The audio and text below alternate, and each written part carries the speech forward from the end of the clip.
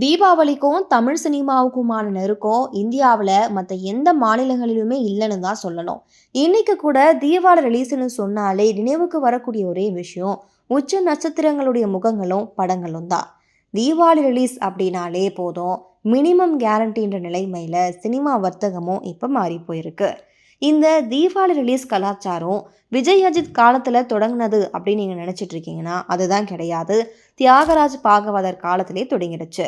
அதுவும் இப்போ நம்ம கிளாசிக் படங்கள்னு சொல்லக்கூடிய படங்கள்ல நிறைய படங்கள் வெளிவந்தது தீபாவளி ரிலீஸ் அப்பதான்.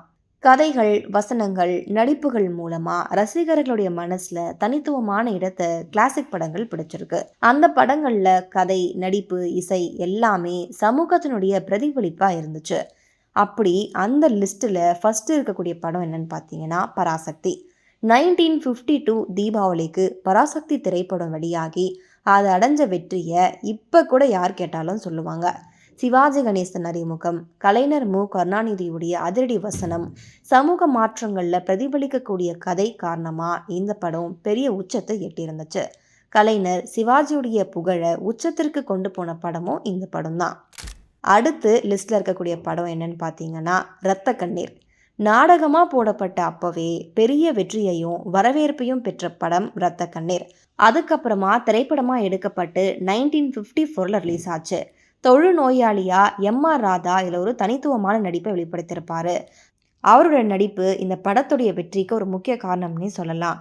நாடகத்துடைய உண்மை தன்மையை படத்தில் அழகாக வெளிப்படுத்தி ரசிகர்கள் மனதில் ஒரு நீங்க இடத்தை பிடிச்சிருக்கும் இந்த படம். அடுத்த படம் பார்த்தீங்கன்னா மன்னாதி மன்னன். 1960 வெளிவந்த மன்னாதி மன்னன் படம் புராண கதைகளிலிருந்து இயங்கிய காதல் கதையை திரைப்படமாக அழகாக மாற்றிருந்துச்சு. மணியண்ணன், சித்ராதேவி போன்ற கதாபாத்திரங்கள் நடிப்பு மற்றும் வசனம் மூலமாக கதையுடைய உணர்வை பரப்பியிருந்துச்சு. கண்ணதாசன் எழுதிய வசனம் படத்துக்கு ஒரு கூடுதல் பலமாகவே பார்க்கப்பட்டுச்சு. லிஸ்ட்டில் இருக்கக்கூடிய அடுத்த படம் தண்ணீர் தண்ணீர். 1981 பாலச்சந்தர் இயக்கத்தில் வெளிவந்த தண்ணீர் தண்ணீர் படம் கிராமங்களில் நீர் தட்டுப்பாட்டுடைய அவசியத்தை சினிமா மூலமாக எடுத்துரைத்திருந்துச்சு.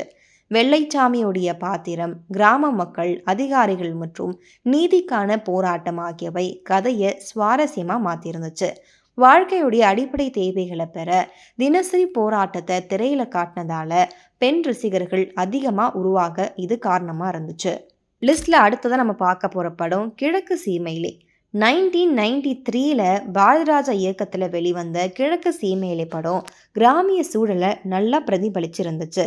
திருமணமான பெண்ணுடைய பாசமும் குடும்பத்திடையே நிகழக்கூடிய சிக்கல்கள், நடிகர்கள் விஜயகுமார் மற்றும் ராதிகா நடிப்பில் அண்ணன் தங்கை படங்களுக்கான பெஞ்ச் மார்க்காக இப்போ வரைக்கும் கிழக்கு சீமையிலே தான் இருக்குது.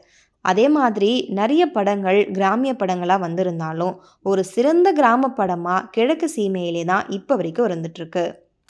லிஸ்ட்டில் அடுத்த இருக்க படம் வரலாறு. 2006 வெளிவந்த வரலாறு படம் 3 வேடங்களில் அஜித் நடித்த வெற்றி திரைப்படமாக அமைஞ்சிச்சு.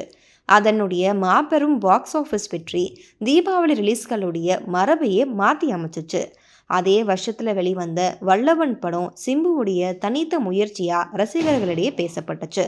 அதுக்கப்புறம் பொல்லாதவன், வேல், ஆதவன், மைனா, வேலாயுதம் போன்ற படங்கள் தொடர்ச்சியாக தீபாவளி காலங்களில் வெளிவந்து குறிப்பாக 2012 துப்பாக்கி, 2017 மெர்சல், 2018 சர்க்கார், 2019 பிகில் போன்ற விஜய் படங்கள் தீபாவளி ஹிட்ஸ் அப்படின்ற ஒரு அடையாளத்தையே உருவாக்கி இருந்துச்சு. இப்போ பார்த்தீங்கன்னா பைசன், டீசல், டியூட் போன்ற படங்கள் இந்த வருஷம் தீபாவளிக்கு வெளியாக இருக்கு. இந்த வருஷம் தீபாவளி விஜய் போன்ற உச்ச நட்சத்திரங்களுடைய படங்கள் எதுவும் கிடையாது. அதுக்கு மாறா இளம் தலைமுறை ஹீரோக்கள் படங்கள் வெளிவர இருக்கு. கடந்த வருஷம் வெளியான சிவகார்த்திகேயனுடைய அமரன் படம் மிகப்பெரிய வெற்றியை கொடுத்திருந்துச்சு. இந்த வருஷமும் இந்த படங்கள் வெற்றியடையக்கூடிய பட்சத்தில் தமிழ் சினிமாவுடைய தீபாவளி வெளியீடு படங்களுடைய தன்மை முற்றிலுமாக மாறும் அப்படின்னு சொல்லப்படுது. நீங்கள் என்ன நினைக்கிறீங்கன்னு கமெண்ட்டில் சொல்லுங்கள்.